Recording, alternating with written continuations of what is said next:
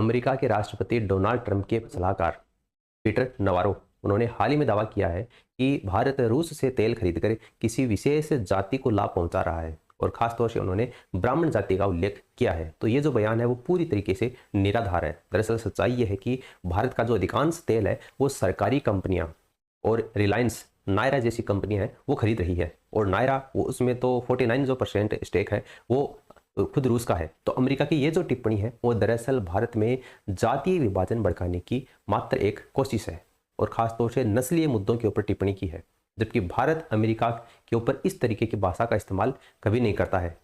यहाँ तक कि पाकिस्तान और चीन जैसे जो प्रतिद्वंद्वी हैं भारत के, वो भी कभी ऐसी भाषा का इस्तेमाल नहीं करते हैं। तो ये साफ है कि अमेरिका भारत पर दबाव बनाने की रणनीति अपना रहा है ताकि रूस से तेल खरीद के ऊपर अंकुश लगाया जा सके। मगर भारत की विदेश नीति भारत तय करेगा, ना कि वाशिंगटन डीसी में बैठा हुआ कोई व्यक्ति तय करेगा। आज भारत को एकजुट रहना होगा, हमें जाति और धर्म के नाम पर बांटने की कोशिश को नज़रअंदाज करना होगा और केवल एक भारतीय बनकर ये सोचना होगा। यही हमारी सबसे बड़ी जीत है।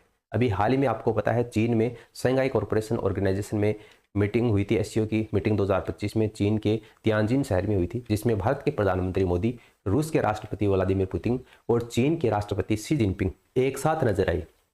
और ये जो तस्वीर है वो एक तरीके से वेस्टर्न देशों को साफ संदेश है कि भारत अपनी विदेश नीति खुद तय करेगा, आपके दबाव में नहीं आने वाला है।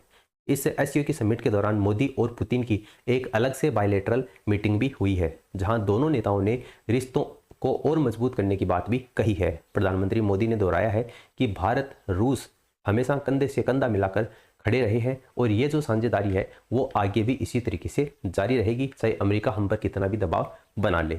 रूस से भारत लगातार तेल खरीद रहा है और यहाँ तक कि भारत से बना हुआ जो डीजल है वो अब यूक्रेन तक भी जा रहा है। यूक्रेन में जो डीजल की सप्लाई है उसका 15% केवल भारत से आयात होता है। तो ये साफ है कि भारत जो है वो ग्लोबल इकोनॉमी में भी अपनी भूमिका निभा रहा है बिना किसी दबाव के। इसी समिट में पाकिस्तान के जो प्रधानमंत्री हैं शहबाज शरीफ, वो इस समिट में बिल्कुल अलग थलग दिखाई दिखे, जबकि मोदी और जो पुतिन है उनके बीच में गहरा संवाद होता हुआ दिखा। एक तस्वीर है जो कि सोशल मीडिया के ऊपर काफ़ी वायरल हो रही है, जिसमें प्रधानमंत्री मोदी और पुतिन दोनों बात करते हुए जा रहे हैं और शहबाज शरीफ जो कि पाकिस्तान के प्रधानमंत्री हैं वो बिल्कुल इस तरीके से खड़े हैं और इस तरीके से देख रहे हैं जैसे मानो कि केवल उनके हाथ में एक कटोरे की कमी है, बाकी वो किसी भिखारी से कम वहाँ पर नहीं लग रहे थे। देखो, चीन ने इस बार इस एससीओ समिट में ये कोशिश की है कि भारत को संतुष्ट किया जाए, क्योंकि पहलगाम आतंकी जो हमला है उसका जिक्र डिक्लेरेशन में किया गया है, जिससे भारत का कड़ा रुख है वो साफ झलकता है। आपको पता है एससीओ की जो समिट होती है उसमें जो अलग अलग देशों के राष्ट्राध्यक्ष भाग लेते हैं, उससे पहले अलग अलग देशों के रक्षा मंत्री, अलग अलग देशों के विदेश मंत्री भी भाग लेते हैं। तो उसमें भारत के जो रक्षा मंत्री गए थे राजनाथ सिंह, उस समिट के दौरान पहलगाम आतंकी हमले का जिक्र नहीं किया गया था। तो भारत के जो रक्षा मंत्री हैं उन्होंने डिक्लेरेशन साइन करने से मना कर दिया था। तो चीन इस बात को समझ चुका था कि अगर इस मीटिंग को सफल बनाना है तो पहलगाम आतंकी हमले का जिक्र डिक्लेरेशन में करना पड़ेगा। कुल मिलाकर ये समिट ये दिखाता है कि भारत, रूस और जो चीन है वो उनकी एक नया आरआईसी नाम से जो ग्रुप बन रहा है उसकी ओर वो बढ़ते हुए दिख रहे हैं। और दिसंबर में प्रधानमंत्री मोदी ने पुतिन को भारत आने का न्योता दिया है और जिसकी घोषणा प्रधानमंत्री मोदी ने पहले ही कर दी है। मोदी ने कहा है कि 140 करोड़ भारतीय आपके आने की राह देख रहे हैं। देखिए, समय की जो रफ्तार है वो बड़ी निर्दयी होती है। कभी किसी को आसमान पर पहुंचा देती है तो पल भर में ही वो जमीन पर गिरा देती है। याद कीजिए ऑपरेशन सिंदूर के वक्त चीन किस तरीके से पाकिस्तान के पक्ष में खड़ा था। वो पाकिस्तान को रियल टाइम इलेक्ट्रॉनिक इंटेलिजेंस मुहैया करवा रहा था। हमारे हथियार, हमारे जो सैन्य साजो सामान है वो कहाँ पर तैनात हैं, इसकी जानकारी सीधे चीन पाकिस्तान को पहुंचा रहा था। इसमें कोई दो राय नहीं है कि चीन और पाकिस्तान हमेशा से हर मौसम के साथी रहे हैं। पाकिस्तान में चीन का एक बड़ा निवेश है, ये भी सच्चाई है।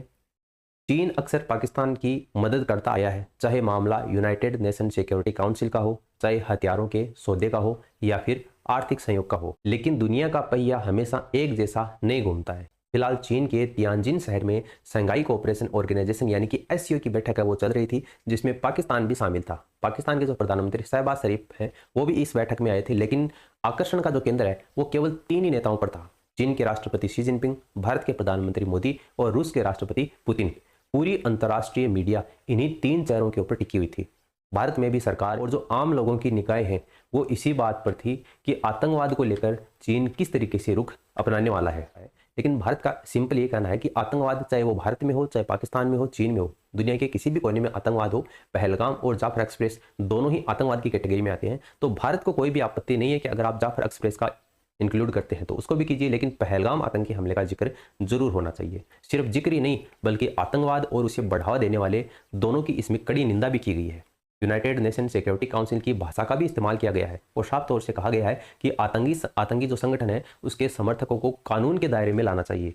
और ये भारत की बड़ी कूटनीतिक सफलता है, खासतौर से उस समय जब पाकिस्तान के प्रधानमंत्री शहबाज शरीफ भी उस बैठक में मौजूद थे। और जब प्रधानमंत्री मोदी ये बात बोल रहे थे तो शहबाज शरीफ का जो चेहरा है वो वास्तव में देखने लायक था। सम्मेलन में पाकिस्तान के जो प्रधानमंत्री हैं उनकी जो अनदेखी की गई है, शायद ही पहले कभी ऐसा हुआ होगा।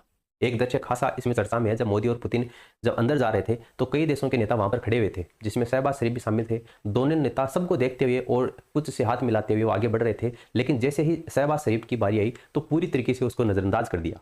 शहबाज शरीफ उम्मीद भरी निगाहों से वो देखते रह गए, मगर उनकी तरफ किसी ने भी ध्यान आकर्षित नहीं किया। इस नज़ारे को कैमरे ने पकड़ लिया और पाकिस्तान में बुझार ला दिया। सोशल मीडिया के ऊपर लोग अपने ही प्रधानमंत्री और सरकार को खरी खोटी सुना रहे हैं कि आखिर इतनी ही बेइज्जती करवानी थी, खासतौर से उस देश में जहां पर वो पाकिस्तान का अस्थायी मित्र मानता है चीन को। अगर उस देश में इतनी ही बेइज्जती करवानी थी तो फिर चीन गए क्यों थे।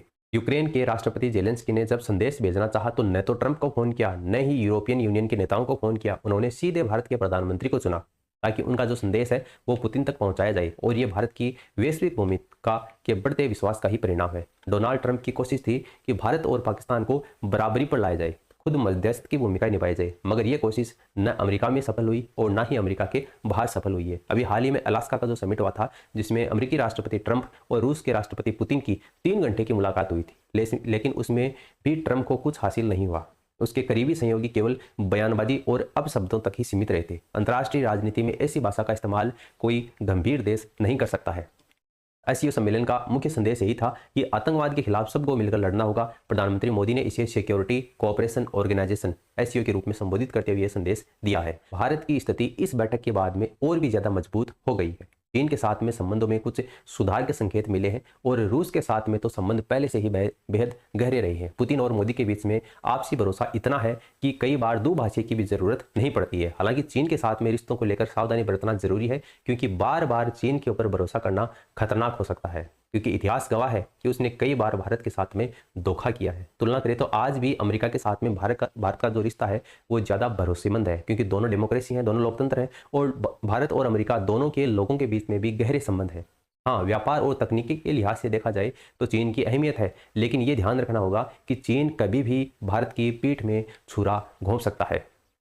पाकिस्तान की स्थिति लगातार कमजोर हो रही है। चीन का निवेश वहां पर भारी मात्रा में है, लेकिन अगर चीन को भारत से संबंध सुधारने हैं तो उसे पाकिस्तान में उपज रहे जो आतंकवाद है उस पर लगाम लगने के लिए आगे आना होगा। जाफर एक्सप्रेस का मुद्दा संयुक्त बयान में चीन की सुरक्षा चिंताओं को ध्यान में रखते हुए शामिल किया गया, क्योंकि बलूचिस्तान में चीन के बड़े प्रोजेक्ट हैं जो कि खतरे में चल रहे हैं। इससे साफ है कि चीन अपने हित के लिए पाकिस्तान को कटघरे में खड़ा कर सकता है।